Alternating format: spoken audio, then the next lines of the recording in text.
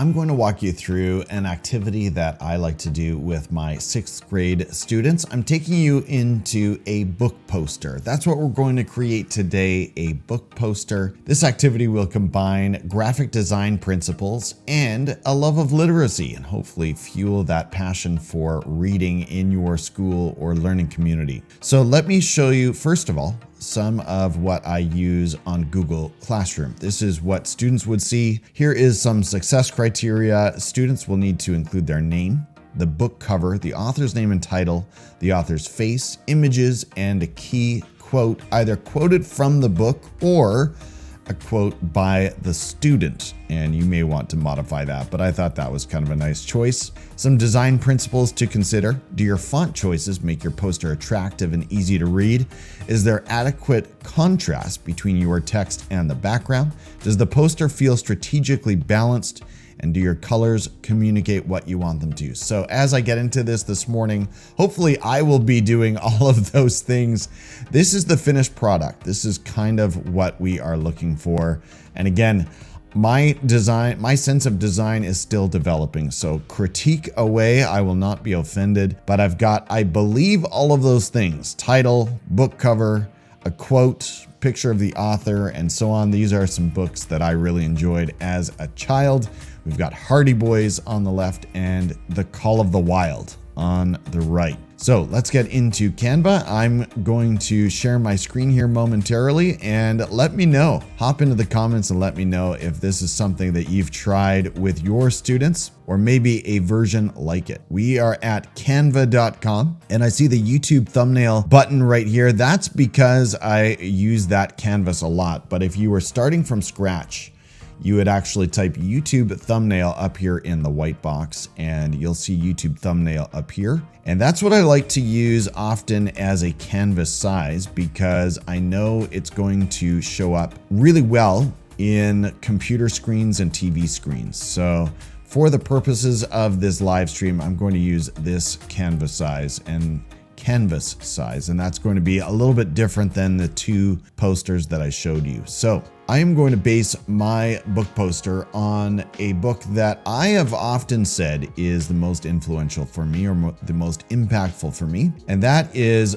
The Growth Mindset, or Mindset by Carol Dweck. So I would go to Google Images, and I'm showing you sort of what I would advise students to do. I would just type Mindset by Carol Dweck, and this is going to bring up some book covers. I mean, you can filter these by the quality or the size, and that may or may not be helpful. Okay, this one actually, I've never seen this, but maybe I will go ahead and borrow this one. So if students are working on a Chromebook, they're just going to long press on the image if it is touchscreen, or they can 2-finger click on the trackpad and get the option to copy image. And then we're going to hop back into our Canva design. And now we've got a book cover. I think I will go ahead and remove the background from this book cover, even though it looks quite classy, doesn't it? It looks quite nice sitting on the table there with a little bit of a reflection, but let's remove the background and we can crop that in since we don't need the white space there. And we can add a shadow as well. Now that's something that we can come back to later. Depending on what we choose as our background, we may or may not want a shadow. It may not be terribly helpful. Blur amount and distance of shadow. There we go. Looking classy. Okay. So again, this is a book that's been influential in my thinking as an educator. It's not a very exciting book for students. Might be a bit of a tough sell, although maybe, who knows? Maybe depending on the age, certainly if you're working with high schoolers, it might be wise to model the kinds of thinking that you're trying to practice in your own life. Okay, so I've got my book. Now let's keep in mind the requirements or the success criteria of this activity. I need my name. And the book cover, I've got that. I need to add my name. So I'll go ahead and to add text to this Canva design, I'm going to go to text and add a little body of text. And I can just write by Mr. KB. Now the default font is Canva Sans. Not always a huge fan of that one, but this one does look, or in this moment, I'll say it does look clean and tidy. So let's stick with it for now. Stick with it for now. Bye, Mr. KV. If you're watching live, I see a few people joining me. Let me know, what's your favorite Canva font right now? What's your favorite Canva font? And maybe I can give it a try in this design. Okay, what else do I need? I need the author's name and title clearly displayed. So I say to students, unless the book cover makes this very clear already, in other words, you don't have to repeat the title of the book in text form if the book cover itself makes it very, very clear. But I do need to find a picture of the author, Carol Dweck. So before I bring her in, I'm actually going to show you another feature that you can introduce to students. It's called frames. And frames look like this. Let's find a frame that might be fun to use for our author, Carol Dweck. And okay, let's use this frame. I might regret that later. I don't know if I like this or not, but that's a frame.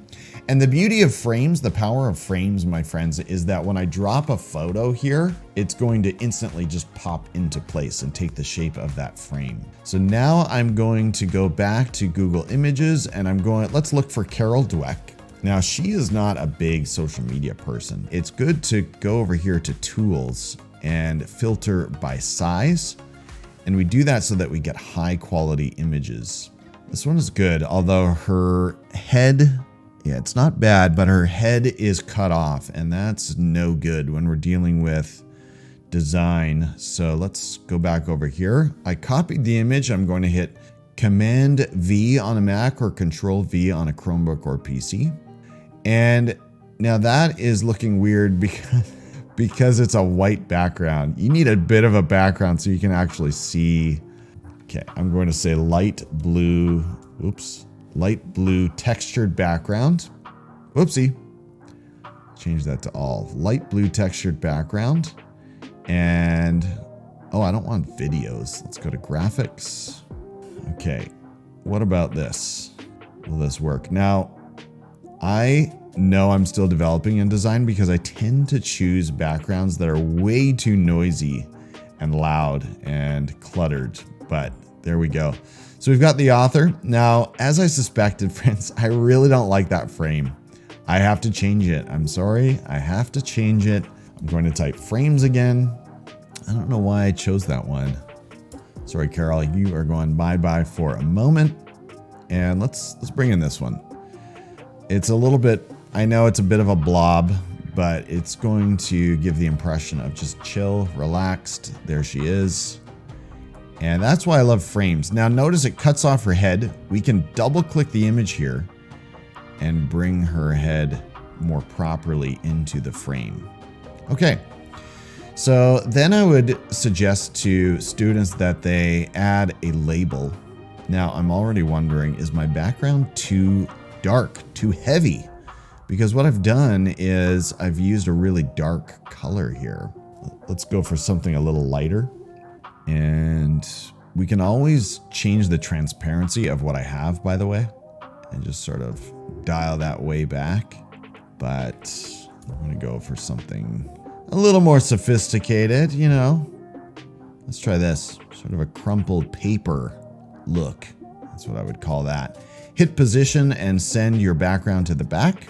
And then I'm going to copy this text here and identify our author, Carol Dweck. Maybe I'll bold her name to set it apart from mine. Now we should be able to align it with the center of the image. There we go. Is that the center? Okay.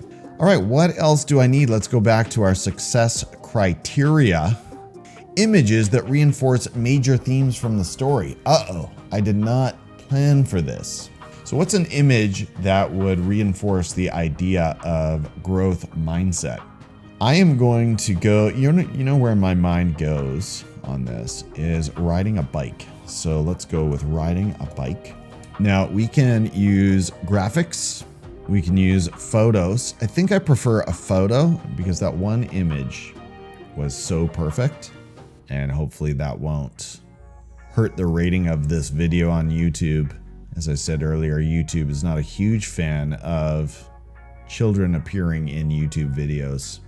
But that's really the image that I wanted right there, because that is the growth mindset, is it not? Look at that little person learning to ride a bike. So we can do some rearranging here. Maybe my book needs to be a little bit smaller. Create a little bit of space there.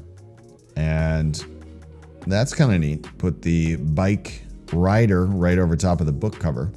And maybe I'll add, to make this a little more clear, I will say author Carol Dweck. I'm going to grab these two figures and shrink them a little bit. Author Carol Dweck. Now, in terms of the success criteria, going back to this list, we have the author's name, her face, images that reinforce major themes from the story. Now, in my case, this was not a story, right? This was just an influential book. And then a key quote, either a line from the book or a quote from me about the book. Again, some teachers would say, no, the quote should be from the book, and that's fine. Totally fine.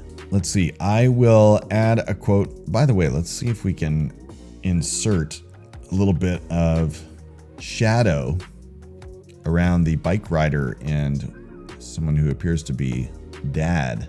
Okay. All right, not bad. Maybe I'm overdoing it with shadows, but then we need a quote from me. It should have been in uploads. Yes. Now this is an older picture, but it will work for the time being, by Mr. Cavey. And I'd like to make a little comment here, a little quote about the book.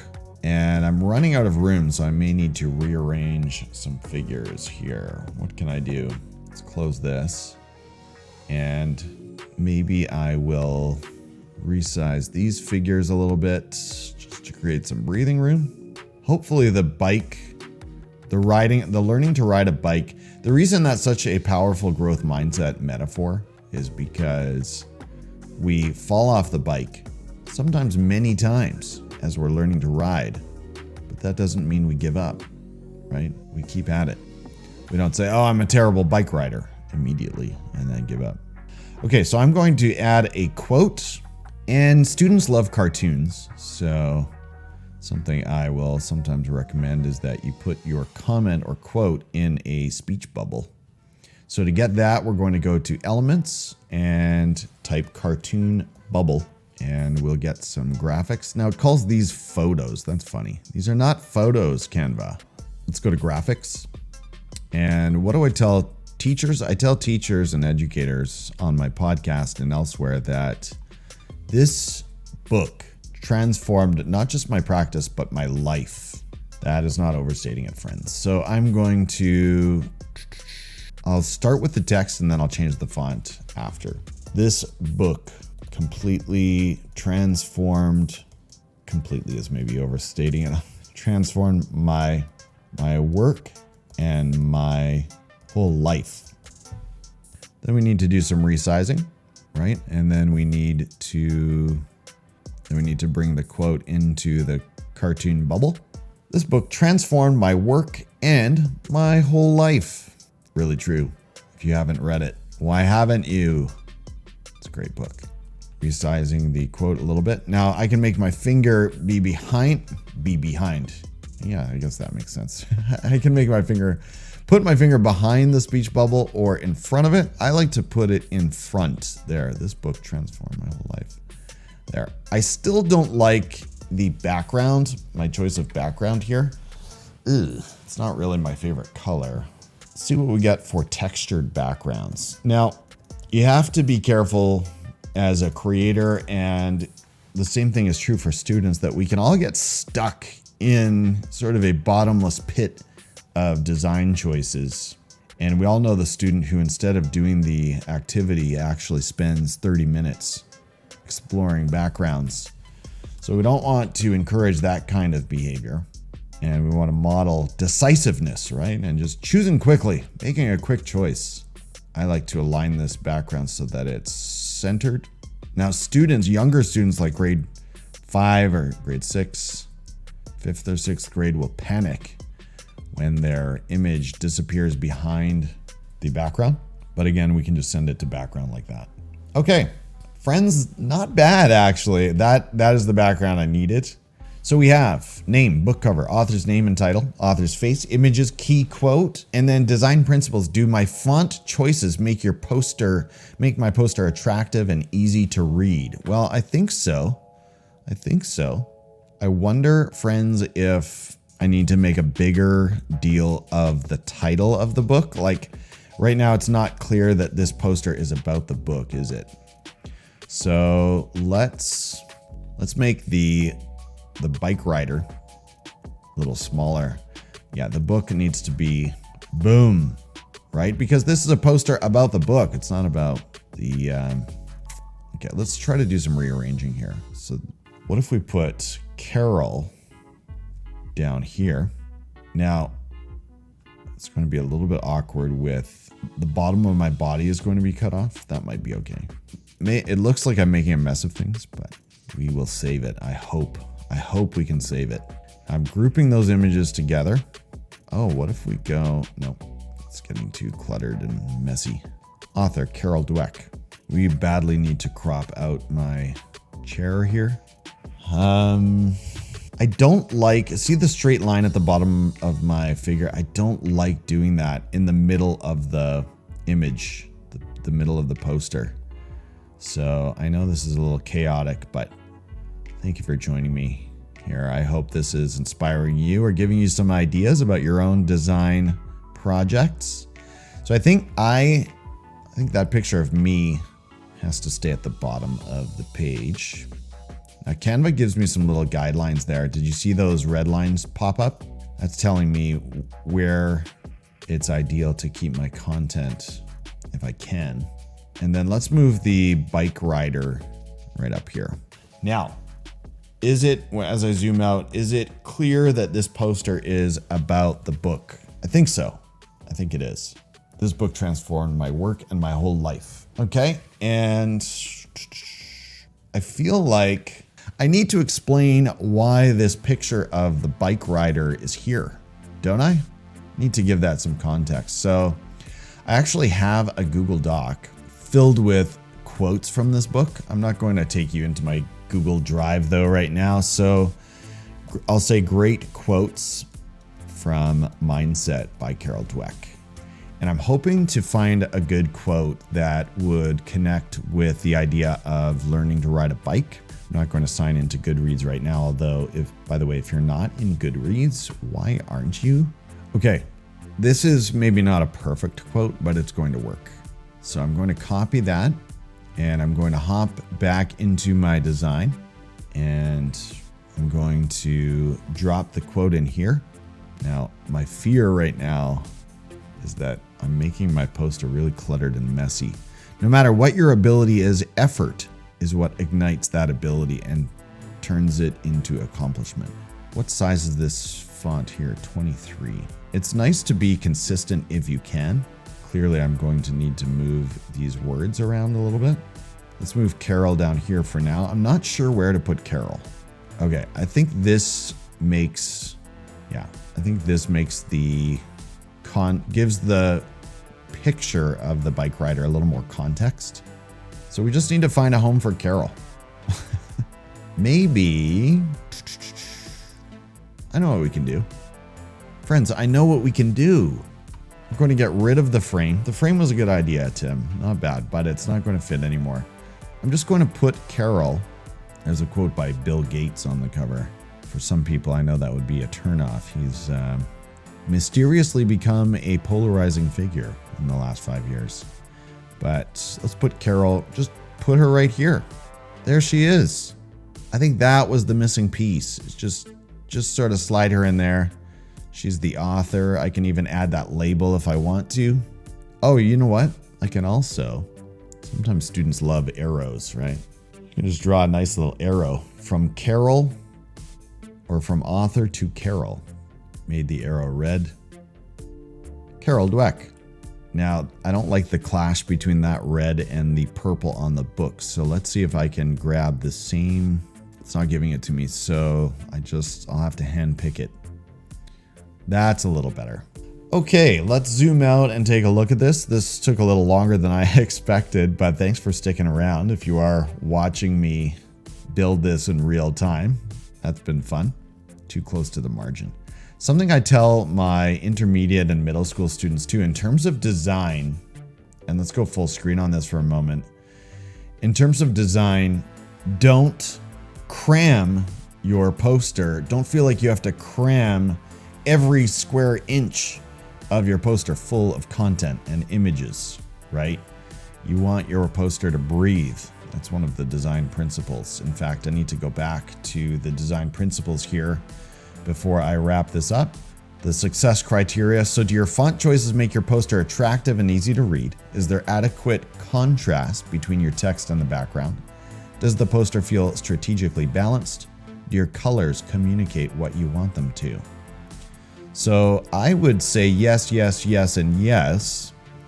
If you're watching and you have any critiques or feedback for me, if you have a suggestion in terms of how you would make this poster a little more effective, I'm all ears. Friends and colleagues, I am all ears.